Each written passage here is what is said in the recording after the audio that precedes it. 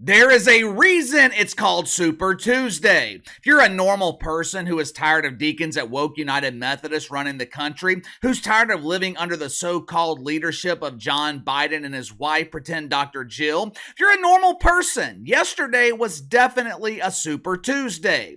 The beating was so bad from Donald Trump, it caused Nikki Haley to wave the white flag. Finally, she gave up. We won't have to see St. Nick until Christmas, and honestly, I don't want to see her then either.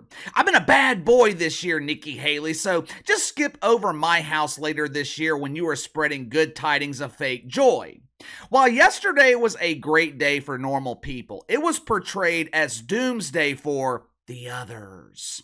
Wasn't a great day for John Biden? Well, Casey, that's not true. John Biden essentially secured the nomination last night. Yeah, did you see some of the results?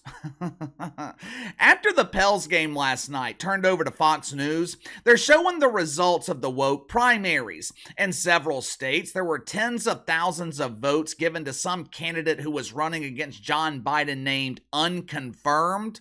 In other states, the same number of votes was given to TBD, to be determined. Now, I'm no expert in political science, but from what I understood, people in states like Montana, they were given the option to vote for John Biden or their pet moose, Marty. When competing against Johnny B. Biden, the damn moose secured tens of thousands of votes. Last night was also a rough night for the pretend journalist over at MSNBC. Rachel Maddow is always bitter when she has to work on a Tuesday night. My inside sources tell me, Rachel, she has been pushing to have elections moved to Monday nights. That way she can continue working just one day a week instead of having to work overtime by working 2 days in the same week.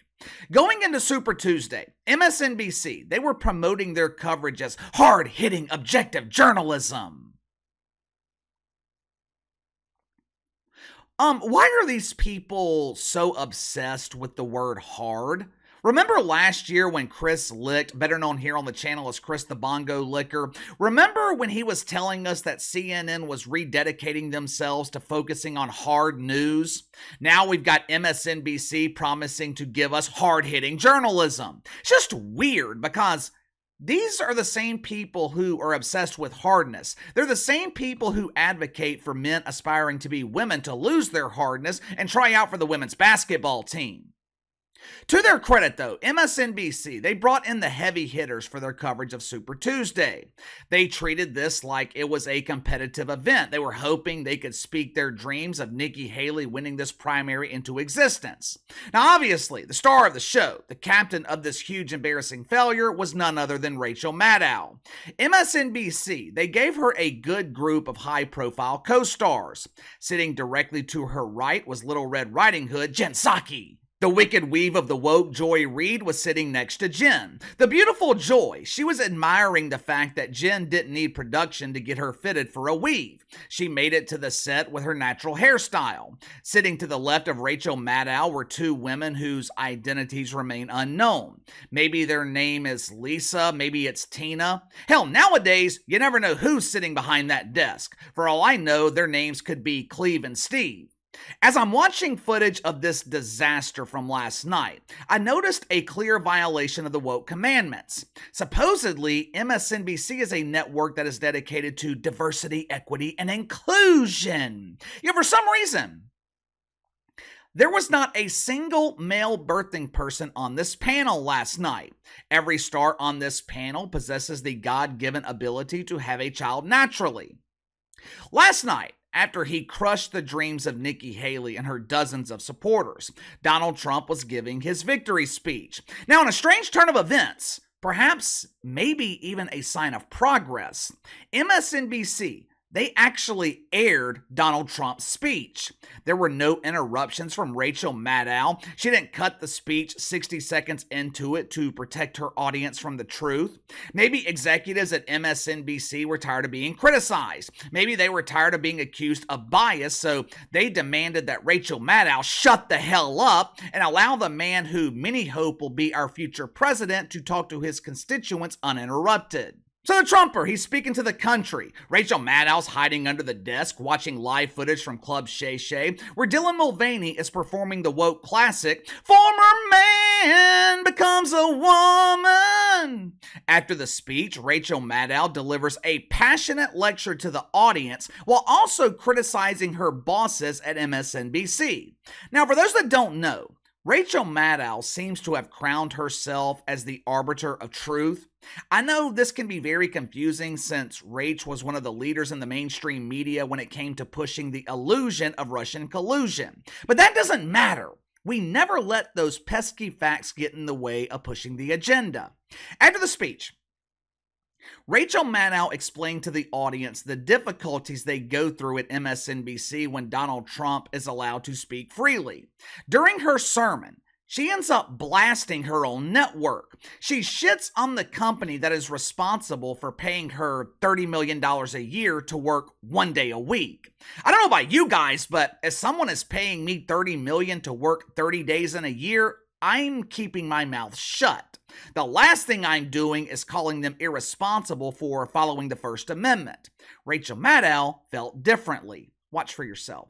I will say that it is a decision that we revisit constantly in terms of the balance between allowing somebody to knowingly lie on your air. It's irresponsible to allow them to do that.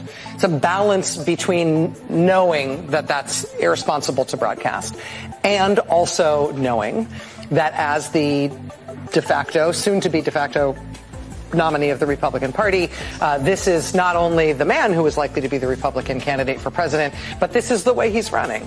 Well, here's how we'll balance it. Yeah. Why don't we fact check the hell out of him? Yes, and we do that after the fact, and that is the best remedy that we've got. It does not fix the fact that we broadcast. Unbelievable. I mean, it's unbelievable. The woman partially responsible for the illusion of Russian collusion has the audacity to lecture her own bosses on what it means to be a responsible journalist.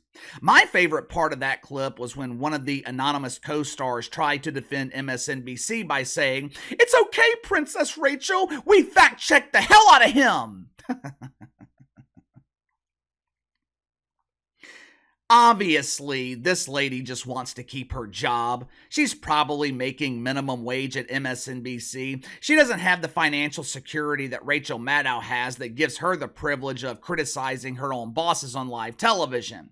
But I keep seeing the same narrative on MSNBC and CNN. We are going to fact check the Trumper. That's fine. That's fine. I have no problem with the media keeping politicians or presidential candidates honest, as long as it works both ways. Do they ever fact-check John Biden? Well, I guess it's hard to fact-check Johnny B. Biden because I don't think he's allowed to speak publicly anymore. The hard-hitting objective journalism, it continued last night on MSNBC. Since the mood was a bit somber after executives allowed Trump to give his victory speech uninterrupted, the panel, they decided to lighten the mood. They decided that they were going to temporarily choose to identify as late-night comedians. Now, if I were to ask you what's the most important issue in the country today, I think most people would probably say the economy, the rampant inflation, or the current state of the federal government. However, according to recent polls, the number one issue that voters are concerned about the most, illegal immigration, the southern border. Now, of course, there is no reason to be concerned about the southern border anymore. Last week, John Biden finally went down there to visit. He dressed up like Zorro and he fixed the illegal immigration problem in less than 24 hours. Last night, this panel of heavy hitters on MSNBC, they were discussing the issue of immigration. Now, voters in the state of Virginia, they ranked the southern border as the issue that they're most concerned about. This was confusing to Little Red Riding Hood Jen Psaki. Jen calls Virginia home. She believes there are more important issues facing Virginia than worrying about illegal immigrants buying one-way tickets on the buses that WNBA dump divers travel on for road games. What issues are more important to Jen Psaki? She never elaborates. She never explains. Instead, Jen, Rach, they decide to audition for The Tonight Show. They give the MSNBC audience what they think is comedy. Watch for yourself. I live in Virginia. Immigration was the #1 issue. I mean, again, these could change in Virginia. Well, Virginia does have a border with West Virginia. Very, very contested area. Build a wall. Like, what? Because Trump has indoctrinated people with this fear of people who do not look like them being a threat to them.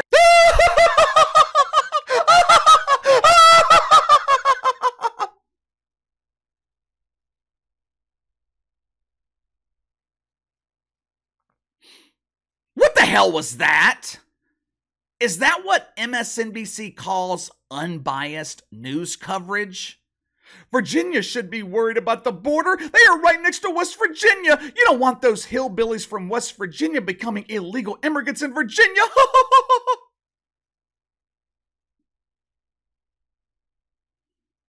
According to Jen Psaki, Donald Trump is personally responsible for indoctrinating the country. Illegal immigration isn't the real problem. People coming here from other countries and committing crimes, that's not the real problem. According to Little Red Riding Hood, the real problem is Donald Trump convincing people to be afraid of people that don't look like them. You know, the vast majority of people in this country, they don't give a shit about what you look like. Anytime they can't defend an issue, the so-called journalists at MSNBC, they always make it about race. You know how many times MSNBC mentioned Laken Riley last night when discussing illegal immigration? You know how many times they mentioned her? None. Now, this is the same network that provided nonstop coverage of George Floyd for months. They can't mention Laken Riley, though. No. That doesn't fit the narrative. This is why the mainstream media has lost most of their influence. This is why people don't trust the media. The coverage provided by MSNBC last night, it was trash. Garbage. There wasn't a single panelist on that panel that was capable of being unbiased. But give me your thoughts. Trumper wins Super Tuesday, destroys the campaign of Nikki Haley. Rachel Maddow calls her own network irresponsible for broadcasting Trump's victory speech. Then the panel, they decide to make fun of voters in Virginia because they're concerned about the southern border. That's a great way to keep people watching. Is there any way Trump loses this election? I think I saw a number earlier today. I think it was earlier today. 20% of the people who voted for John Biden in 2020, they are saying they are voting for Trump in 2024. I don't see how John Biden can win, but what about you? Sound off in the comments below. Like, subscribe, share the video. Appreciate your support. Best way to contact me is by email at btlkc84@gmail.com, KC_BTL84 on Twitter. I'll see you guys tomorrow.